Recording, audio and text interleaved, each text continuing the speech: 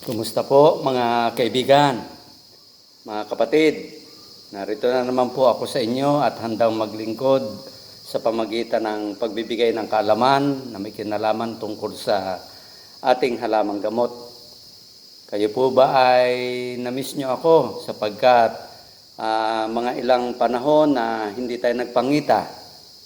Ngunit sa pagkakataong ito, mga kaibigan, mga kapatid, kayo ay nais naming bigyan muli ng kaalaman na ito'y magbibigay sa inyo ng kaalaman tungkol sa panggagamot sa halamang gamot. Buhat po dito sa Oriental Mindoro hanggang sa naaabot ng programang ito, hanggang sa Hulo, Apare, Cagayan, mula dito sa Luzon, Visayas at Mindanao. Magandang hapon po sa inyong lahat. At bago po tayo mag-umpisa, mga kaibigan, mga kapatid, alam ko pong kayo ay pinagpala ng Panginoon, hindi lamang sa mga pinansyal, kundi kayo ay pinagpala lalo't higit sa kalusugan. Kaya bago po tayo mag-aral ng paggagamot ng ating mga halamang gamot, ay bayaan niyo pong tayo ay makinig muna ng makalangit na awitin.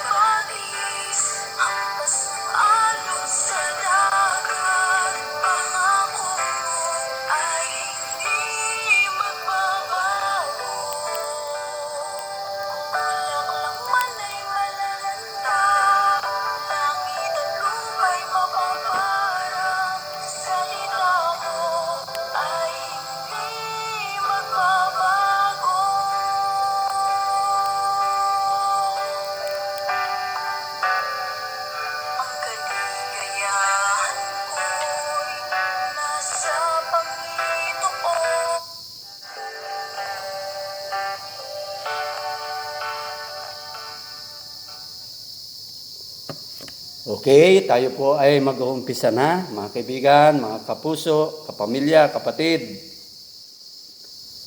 Salamat po sa barangay na aking napasyalan na ang kanilang tahanan ay nagpatuloy sa akin upang sila po ay aking mapaglingkuran.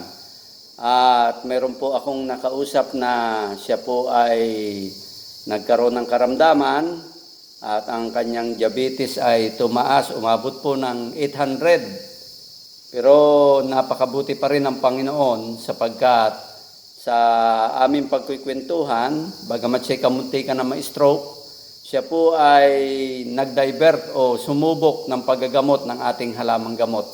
At sa tulong po ng Panginoon, ay siya po ay bumaba na ang kanyang blood sugar, naging regular na. Kaya sabi ko sa kanya, ay kapag siya ay tumaas muli ang blood sugar, siya po ay maglaga ng sampalok-sampalukan. Hindi nga lang po ito maintenance. Ano po? Ito po ay gagamitin para magpababa ng ating blood sugar. Ngayon mga kaibigan, kung kayo po ay bago pa lamang nagsusubaybay sa programang ito o babago pa lang po niyong nabuksan ang programang ito, kayo po mga kaibigan, mga kapatid, ay inaanyayahan po namin mag-subscribe sa aming YouTube channel.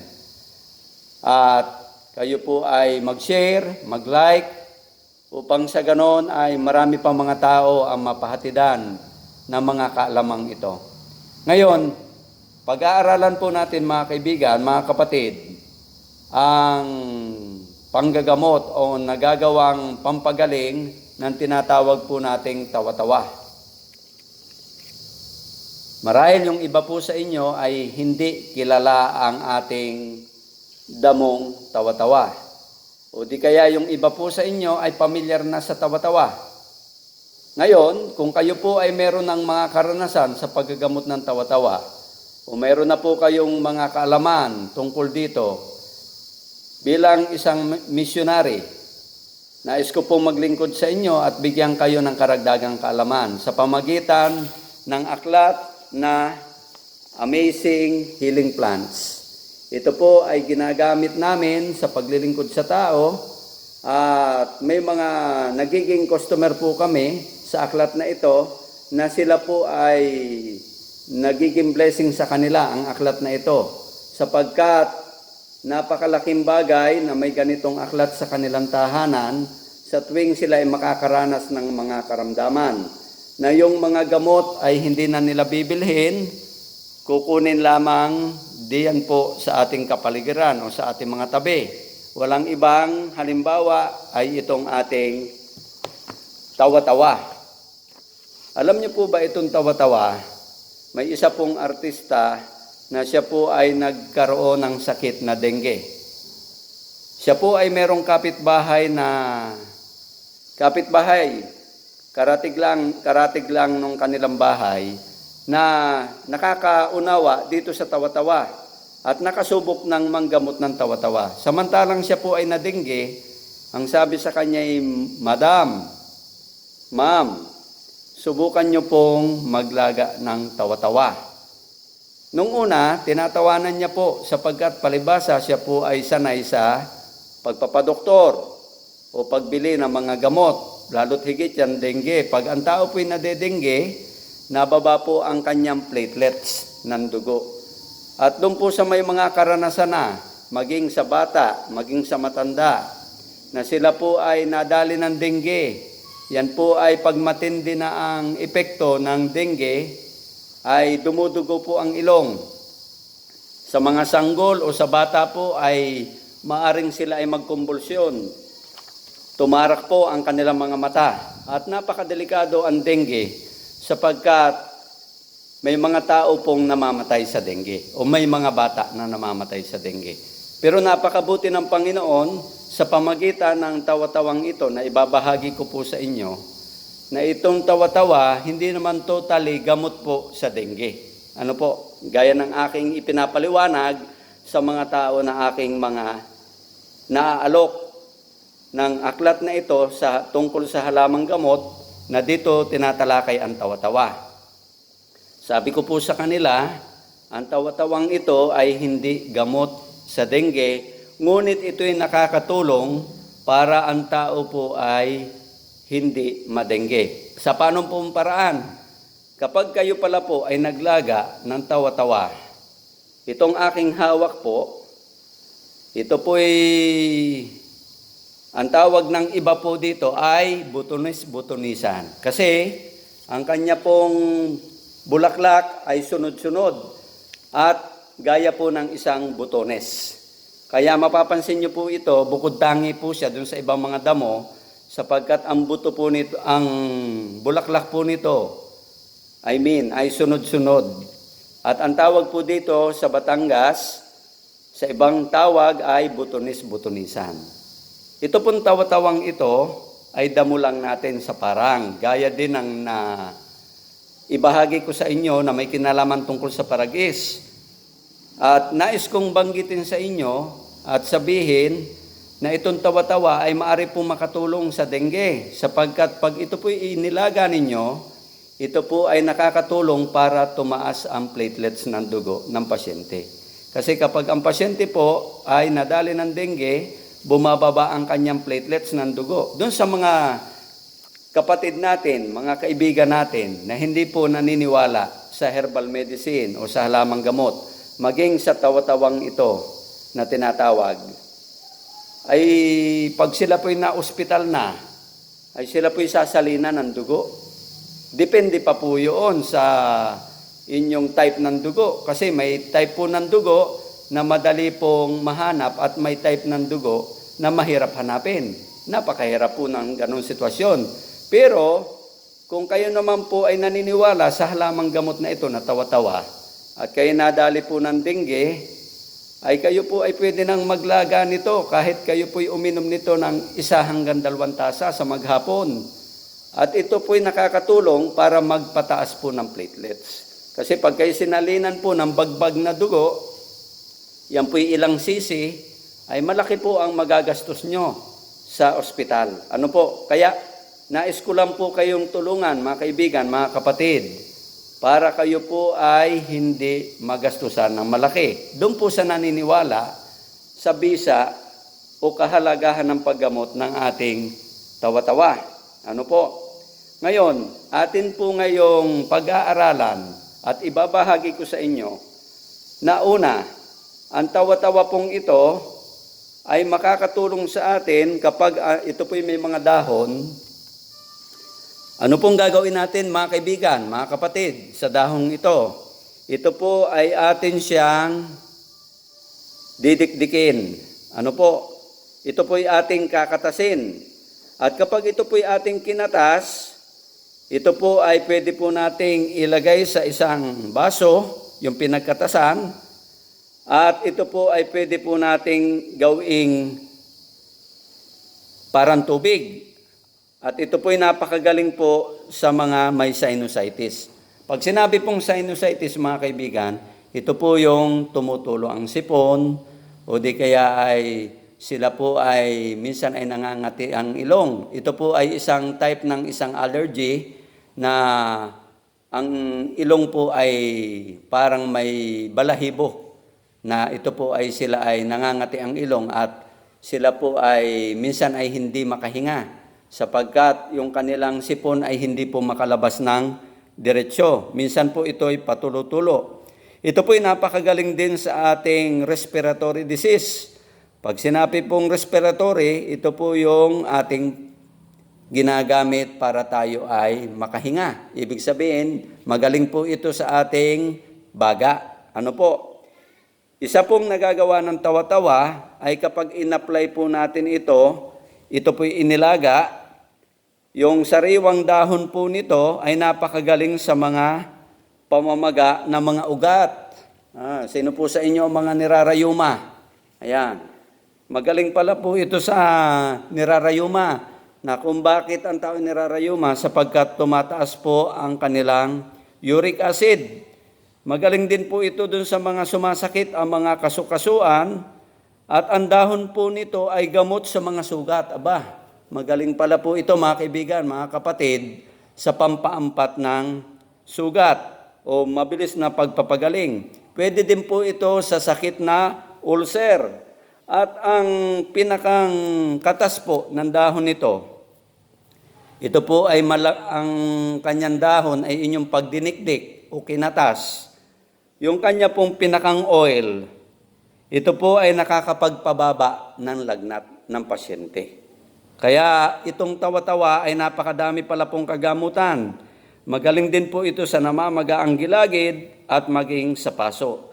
Ngayon, pag ito po ay inyong dinikdik, in-extract, ito po ay inyo siyang lalagyan ng kaunting pwede po nyong lagyan siya ng kaunting langis, lalo yung mga ipinapahid. Ano po? Isa pong nagagawa din ng tawa-tawa ay magaling po siya sa hika. Sino po sa inyong hinihika? Asma. Ako'y may mga customer po, mga kaibigan, mga kapatid, na minsan po ay sila gumagamit ng Ventolin o kaya nebulizer. Imagine, mga kaibigan, mga kapatid, minsan ay tayo ay kailangan natin ng pera, sabalit kapag tayo po ay nagkaroon ng sakit, marahil tayo ay bumibili ng gamot. At kalimitan ay may mga asthmatic, kinakalaban po kasi nito'y puso.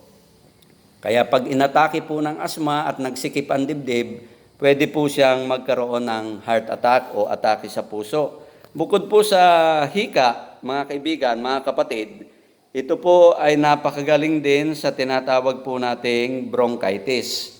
Ito yung binanggit ko sa inyo kanina, respiratory disease. Pag sinabing bronchitis, Ito po ay dikit ang plema. Napakahirap po. Siguro nararanasan nyo naman na kayo ay kung kailan tutulog at kayo ay dadalahikin ng ubo, ay hindi po kayo patutulugin niya na masarap. Kayo po ay pabangon-bangon. At pag kayo po ay napwersa na ng pag-ubo, minsan inaabot pa ng pag-ihi. Ano po? Ito po ay magaling din sa tinatawag po natin na nagdudumi na may kasamang dugo. Yan po ang nagagamot ng tawa-tawa, mga kaibigan, mga kapatid. Tuberculosis, isa din pala ito nakakatulong para ang tao po ay hindi tumaas ang blood sugar. Wala iba kundi ang diabetes. Magaling po ito sa lamig, yung may mga lamig. Ano po? Sa katawan. Malaria at pamamaga po ng ating kidney. Magaling din po ito sa tinatawag nating mga infeksyon. Ano po? Yung mga nirarayuma. Ayan. Ang tawag ko po dito sa rayuma ay arthritis. Arthritis o kaya gout. Biro ko dun sa aking customer, biro ko dun sa aking mga napaglilingkurang mga tao, ang tawag po namin dito ay arthritis. Pag sinabing arthritis, arthritis. Kaya tinitiis po kahit masakit. Ano po? Ito ay magaling din po sa tinatawag nating pampalakas po, pampatibay ng ating sikmura at para ang tao po ay bumaba ang kanyang lagnat. Magaling din po ito sa paso. Ang isang nasubukan ko dito, mga kaibigan, mga kapatid, ay yung pundakta nito. Marahil kayo ay bago pa lamang sa programang ito, yung dakta pong ito, minsan idinedemo ko sa tao. At ito po yung minsan nasubukan ko. Sapagkat ang inyong lingkod po ay napasma ang mata. At ang inyong lingkod po ay galing, palibasa, ang trabaho ko po ay missionary, galing ako sa initan, ay ako po'y bigla agad naghilamos pagkarating. At nung pagkahilamos ko, ay mamaya-maya ay yung mga ugat po dito sa malapit sa aking sentido, malapit sa mata, ay utay-utay pong namamaga. Hanggang sa ang aking pong maramdaman, mga kaibigan, mga kapatid, ay siya po'y unti-unti na pong nag-blurred yung paningin ko. Ako po'y na-curious sapagkat sabi ko ay paano ito? Hindi na ako makakapaglingkod sa mga tao. Ay nakita ko po sa aklat na ito na Amazing Healing Plants na yung palang dakta po nito. Ito po kasi ay may dakta. Ito po ay pinuputol ko. Ang dakta po nito ay madami kapag tag-ulan at mahamog. Ano po, pag ganito pong tag-init, medyo ang dakta po niya ay hindi ganong kadami. Ano po? Pero pag ito po ay inyong ipinunas sa balat, sabi nung iba, dahil sabi ko sa kanila, ito po ay pwede nang igamot sa mata. Ay marami po nagre-react, mga kaibigan, mga kapatid, sapagkat ang akala nila ay ito ay pwedeng makabulag. Pero sabi ko sa kanila, dito ko nasubukan na yung dakta po nito, pag inilagay nyo sa balat, palibasa malamig po ang dakta nito, hindi po siya mainit, hindi po siya nakaka-irritate o hindi siya nakakasunog ng balat, o di kaya po ay hindi kayo nag-a-allergy. Kasi ang isang dakta po ng langka, mangga, pag kayo napatakan sa balat, at yan po ay mamaya-maya ay sugat. Yan, ibig sabihin ay harmful po yan, hindi po useful. Pero yung dakta po nito, na-try ko, ilang araw ko lang pong sinubukan, ay nagbalik na po yung aking, naalis po yung pagblabblard ng aking paningin. At yung akin pong pangalawa sa panganay kong anak ay nagkaroon po ng kilitiw. Ano po? Kilitiw. Alam nyo naman yung kilitiw, kuliti, ang tawag ng iba. Ay, sabi nung iba'y kaya daw nagkakilitiw, ay nagnakaw ng itlog o kung ano man ang mga sabi-sabi, kaya nanilip o sabing ganon. Pero yung pala ay talagang dumarating na nagkakaroon ng kuliti o kilitiw. Ay nagpapatak sa akin yung aking anak sapagkat nakita niya na ako'y nagpapatak din ng dakta ng tawa-tawa. Kaya dito mga kaibigan, sa ibinabahagi ko sa inyo, wala naman pong masamang subukan, pero dito sa aking karanasang ito ay ako po ay nagpapatunay sa inyo na tunay po na nakakagaling ang dakta nito. At ito po ay pwede sangayon po dito sa aklat na Amazing Healing Plants, siya po ay magaling po sa tinatawag po nating general eye disease. Pwede po siya sa tinatawag nating pagluluha, pamamaga, sore eyes, at saka yung tinatawag po nating cataract. Meron akong customer, ang kanyang case ay yung bilig, yung kulaba. Sinubukan po niya at dito niya napatunayan na yung dakta nito ay nakakatunaw din. Ano po? Kaya halina kayo mga kaibigan at wala pong masama na ito'y inyong subukan sapagkat gaya na nabanggit ko sa inyo, ay ito po ay halamang gamot na nilikha ng ating Panginoon. Kaya yan lang po ang may bahagi ko sa inyo, mga kaibigan, mga kapatid, na yung ating mga hindi pinapansin na gaya ng aking hawak na ito na tawa-tawa, ay malaki ang may itulong sa tao para siya po ay gumaling sa kanyang karamdaman. Ngayon, sa akin pong programang ito, mga kaibigan, bago po ako magtapos, ay kayo po ay mag-comment sa programang ito kung mayroon pa kayo mga gustong halamang gamot na malaman kung saan gamot at paano makakatulong ito at makakagaling sa mga karamdaman natin, sa iba't ibang karamdaman natin. Ano po? Kung kayo naman po ay may mga karamdaman sa inyong mga pamilya, bilang missionary po, mga kaibigan, mga kapatid, handa po maglingkod sa inyo na kayo'y isama po sa prayer. Ano po? Kaya doon po sa nakapanood ng programang ito at sa kanilang pamilya ay may mga sakit, willing po ang inyong lingkod na kayo po ay aming samahan para kayo po ipanalangin. Ano po? Kaya halina at kayo ay patuloy pong magtangkilik ng programang ito sapagkat ang programa pong ito ay libre na mapapanood nyo sa YouTube channel na ito at ang programang ito ay malaki ang maitulong sa inyong pamilya, sa inyong sambahayan, mga kaibigan. Bago po tayo magtapos, ay kayo po ay aking ipapanalangin. Makapangyarihan Diyos, narito Panginoon na pag-aralan namin at naibahagi po ng inyong lingkod ang kagamutan ng halamang gamot. Patnubayan niyo sila Panginoon sa pakikinig. Patnubayan niyo sila Panginoon sa patuloy na pagsuporta sa paggagamot ng inyong halamang gamot. Nawa Panginoon, gamitin niyo ang programang ito upang marami pa mga tao ang makapakinig, makapanood nito at matulungan. At sa mga tao na may mga karamdaman, hinihiling namin dakilan Diyos na kayo po ang magpagaling sa bawat isa sa kanila. Hindi man namin sila nakikita, hindi namin sila nakakausap, sila Panginoon ay inyong pagagalingin sapagkat gaya ng inyong ginawa sa inyong mga anak noong unang panahon, kayo po ay maraming mga taon na paglingkuran. Kaya mga kaibigan, mga kapatid, maraming salamat po at magandang hapon po sa inyo. Patuloy pa po kayong magsubaybay sa programang ito.